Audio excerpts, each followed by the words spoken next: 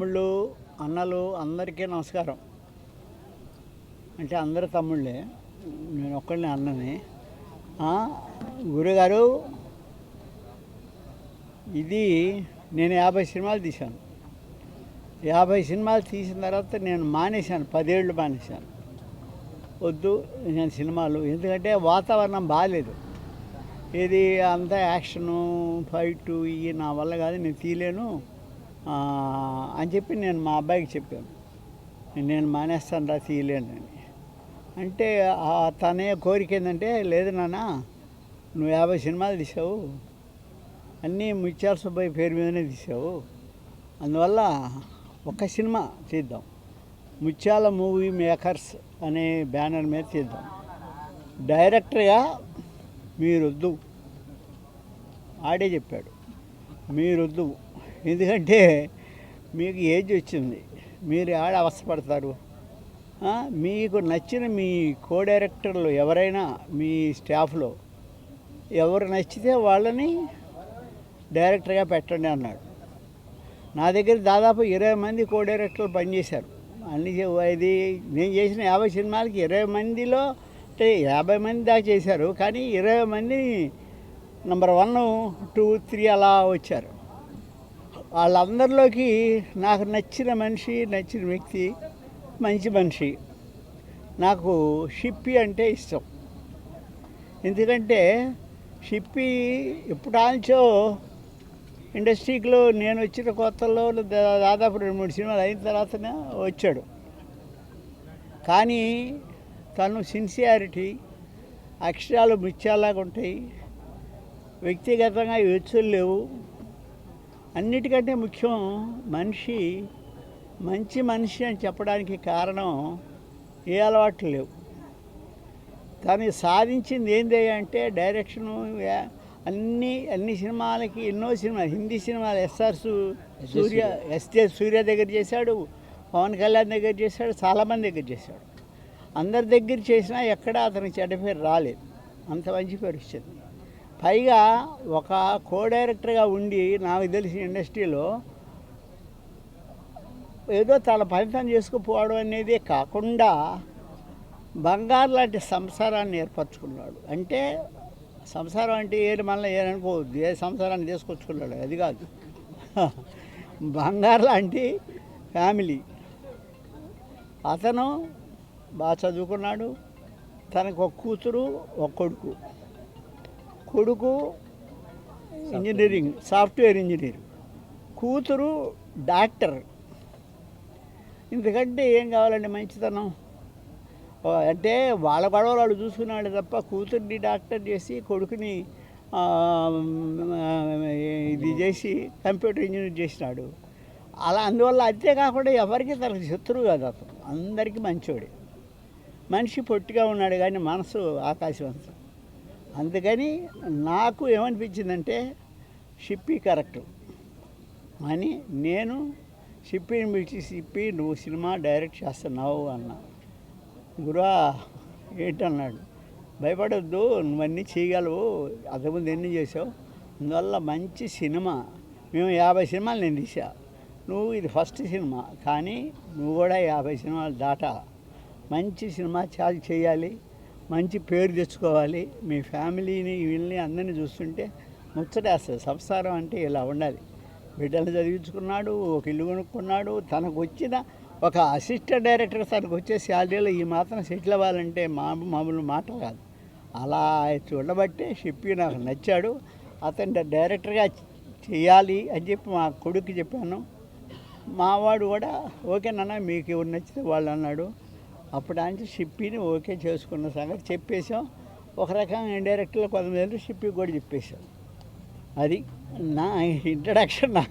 నన్ను గురించి మీ అందరికీ తెలుసు.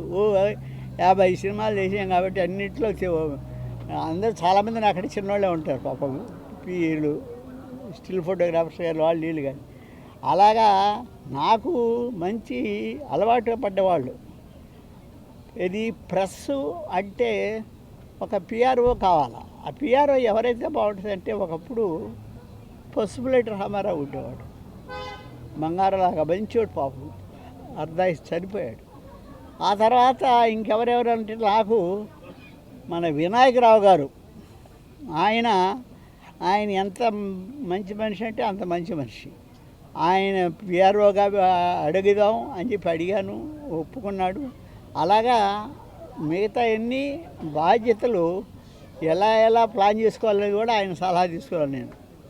అందువల్ల నేనుగా చెప్పేది, తను షిప్పి చాలా కష్టపడ్డది ఏంటంటే, తనకి లాంగ్వేజెస్ ఒకటి కాదు, మన హీరోయిన్లందరికీ కన్నడలో చెప్పాడు పోయి. కన్నడంలో కాదు, తెలుగులో చెప్పాడు, కన్నడలో చెప్పాడు, అన్నీ చెప్పాడు.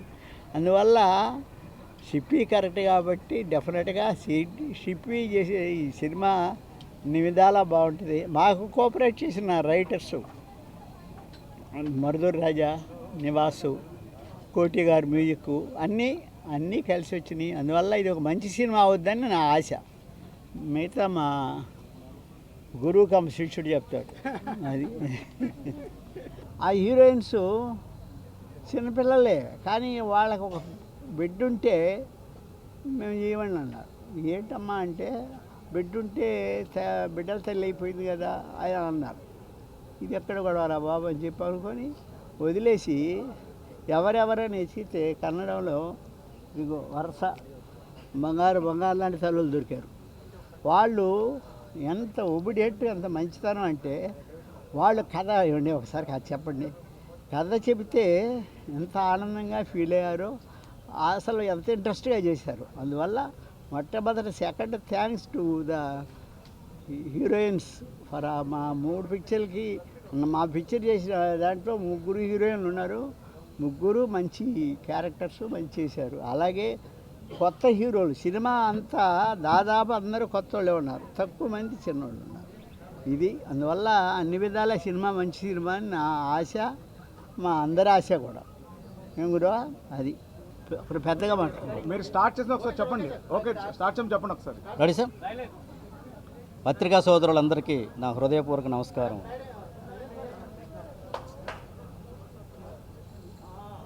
కెమెరా ఇటుందని చెప్పండి, కెమెరా అటుందని. పత్రికా సోదరులందరికీ నా హృదయపూర్వక నమస్కారం.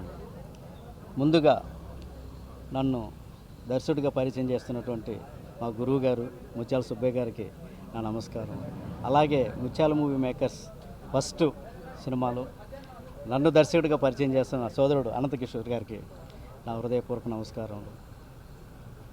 అలాగే కథ చెప్పంగానే విని యాక్సెప్ట్ చేసినటువంటి రచిత మహాలక్ష్మి గారికి, అలాగే సాహిత్య గారికి, అలాగే సాత్విక్ గారికి, అందరికీ నా హృదయపూర్వక నమస్కారములు. నేను అడగంగానే స్క్రిప్ట్ చూసి తను మార్పులు చేర్పులు చేయదలుచుకుని ఏమన్నా ఉంటే చేసినటువంటి మరుదూరు రాజా గారికి నా హృదయపూర్వక నమస్కారములు. అలాగే మాటల రచయిత నివాస్ గారికి నా హృదయపూర్వక నమస్కారములు. ఇప్పుడు ఇందులో కథ ఏంటంటే, ఒక మధ్యతరగతి ఫ్యామిలీలో ఒక తల్లి తన అనుకోని ఇన్సిడెంట్స్లో ఎలా వాటిని అధిగమించి తన యొక్క ఉద్విగ్నభరితమైనటువంటి సిచ్యువేషన్స్లో కూడా ఆ తల్లి మనసు ఎంత సంక్షోభంలో ఉన్నా ఎలా తీసుకొచ్చిందనేది ఈ సినిమా కథ సారాంశం. Thank you sir, thank you for all. పిలవంగానే పూజకి విచ్చేసినటువంటి బ్రహ్మానందం గారికి మా హృదయపూర్వక నమస్కారములు. అలాగే స్విచ్ ఆన్ చేసినటువంటి భరత్ గారికి నా హృదయపూర్వక నమస్కారములు. అడగంగానే మా క్లాప్ కొట్టినటువంటి మా గురువు గారు పోకిరి బాబురావు గారికి నా హృదయపూర్వక నమస్కారములు. Thank you sir, thank you for all. Press media వాళ్ళందరికీ నమస్కారం అండి. బేసికలీ బెంగళూరు కానీ తెలుగు బాగానే వచ్చు. తెలుగు మీద ఉన్న ప్రేమతో తెలుగు నేర్చుకొని ఆల్మోస్ట్ చాలా ప్రాజెక్ట్స్ చేశాను నేను ఇక్కడ. సో ఇది నా ఫస్ట్ మూవీ తెలుగులో చేస్తున్నది. కన్నడలో చేశాను, తమిళ్లో చేశాను, తెలుగులో ఇది ఫస్ట్ మూవీ. నా ఫస్ట్ మూవీలోనే ఇలాంటి ఒక పెద్ద టీం దొరకడం నా అదృష్టం అని నేను అనుకుంటాను. బికాస్ ఆల్మోస్ట్ నేను కన్నడలో చేస్తున్నప్పుడు అందరూ నన్ను ఎలా చెప్తారంటే, ఒక సెంటిమెంట్ క్వీన్ కానీ, లేకపోతే ఏడ్చేరాణి అని, కన్నీళ్ళు ట్యాంకర్ అని, ఇలాంటి ఒక్కొక్క పేరు పెట్టి పిలిచేవాళ్ళు నన్నని. ఇలాంటి నన్ను ఎలా వీళ్ళు గుర్తుపెట్టారో అసలు తెలీదు. బికాస్ సార్ గురించి తెలుసుకున్నప్పుడు నాకు తెలిసింది హీఈస్ సెంటిమెంట్ కింగ్ ఇండస్ట్రీలో. సార్ తీసిన మూవీస్ అన్నీ సెంటిమెంట్స్ని పట్టి ఉంటాయన్నమాట. సో అలాంటి ఒక జానర్ని నేను ఆల్మోస్ట్ అట్రాక్ట్ చేస్తాను అనమాట. నాకు చాలా ఇష్టం. అలాంటి ఒక సినిమాలో నాకు ఇంత మంచి స్క్రిప్ట్ని నా చేతికి ఇచ్చినందుకు thank you so much for the whole team and looking forward for all your support. నాకు నటించడం రాదండి, నాకు జీవించడమే వచ్చు. సో నేను ఈ కథ నా చేతికి ఇచ్చి నువ్వు ఈ కథకి నువ్వు జీవం ఇవ్వాలమ్మా అని చెప్పిన మా టీంకి థ్యాంక్ యూ. ఇలాగే సపోర్ట్ చేస్తూ ఉండండి. మీ సపోర్ట్ కానీ మా మీడియా సపోర్ట్ ఉంటే మనం ఆల్మోస్ట్ సక్సెస్ అయ్యినట్టే. సో ఈ అమ్మ మనసు గెలవాలని మీరు అందరూ ఆశీర్వదించాలి. Thank you so much. తల్లి మనసు సారీ, అమ్మ అమ్మ అమ్మ అని చెప్పి అమ్మ మనసు అని వచ్చేసింది నాకు. నేను అమ్మ మనసు, తల్లి మనసు గెలవాలని మీరు అందరూ ఆశీర్వదించాలి. Thank you. అందరికీ నమస్కారం. నేను బెంగళూరు నుంచి వచ్చాను.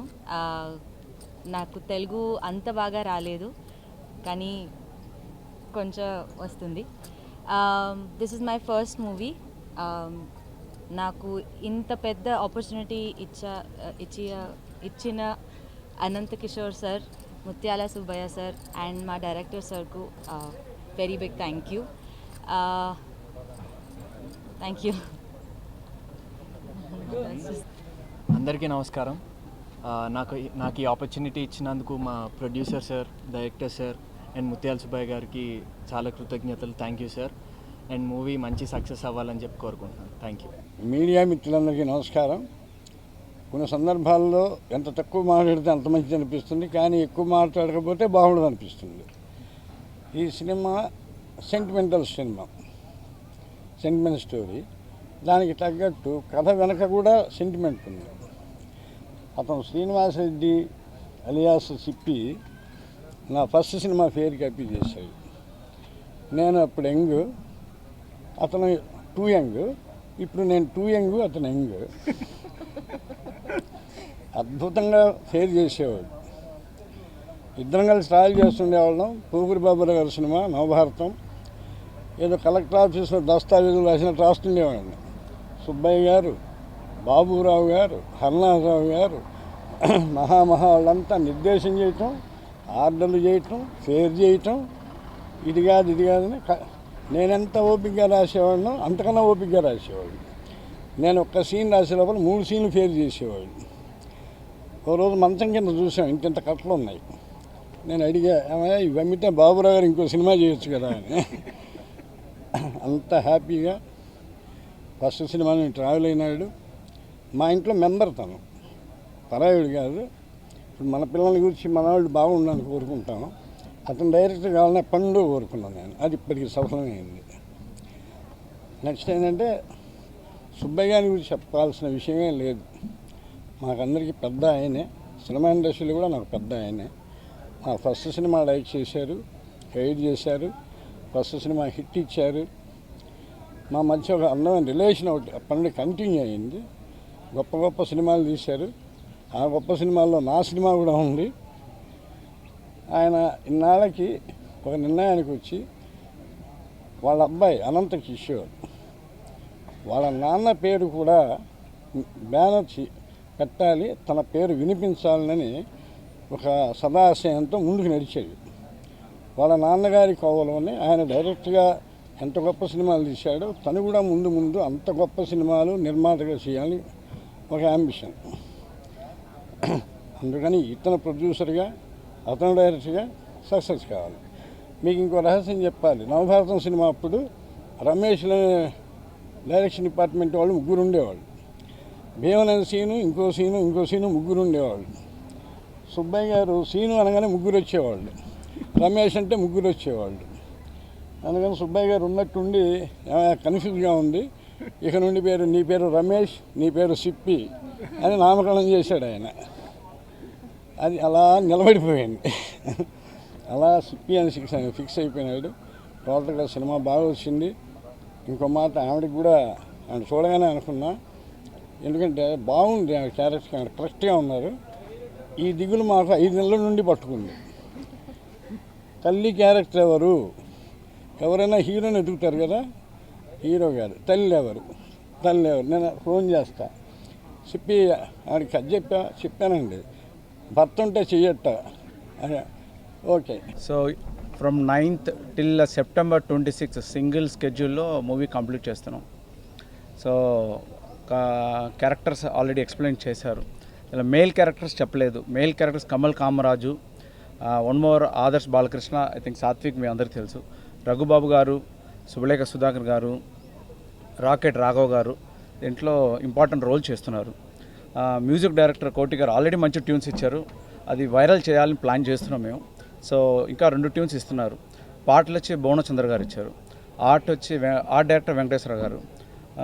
వైట్ మాస్టర్ చెప్పాలా, కెమెరామ్యాన్ సుధాకర్ రెడ్డి గారు ఇక్కడే ఉన్నారు. సో రిలీజ్ వచ్చి నవంబర్ కానీ డిసెంబర్ కానీ ప్లాన్ చేస్తున్నాము. డైరెక్ట్ థియేటర్కి రిలీజ్ అయ్యేది, థియేటర్ తర్వాత ఓటీటీ ప్లాన్ చేస్తున్నాం. సో ఇలా క్వశ్చన్స్ ఉంటే అడగొచ్చు. మీడియా మిత్రులందరికీ నమస్కారం.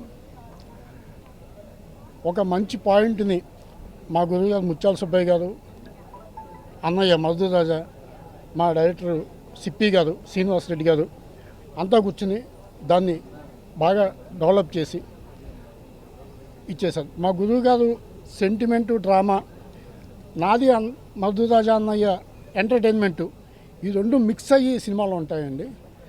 ఇంకో అన్నిటికంటే మెయిన్ విషయం ఏంటంటే మా ప్రొడ్యూసర్ కిషోర్ గారు సినిమాకి సంబంధించి ఏం అడిగినా సరే ఎప్పుడు లేదు అని ఇప్పుడు దాకా అయితే ఏం అనలేదండి. అసలు ప్రొడక్షన్ వాల్యూస్కి ఆయన చాలా వాల్యూ ఇచ్చే మనిషి. ఎందుకంటే ఆయన పుట్టిందే సినిమా ఫీల్డ్లో కాబట్టి ఎప్పుడు ఏది అడిగినా సరే ఇది వద్దు, ఇది కాదని, మీరేం కావాలో అడగండి, మీకు ఏం చేయాలో చేస్తాను అని చెప్పి చేస్తూ వచ్చారు.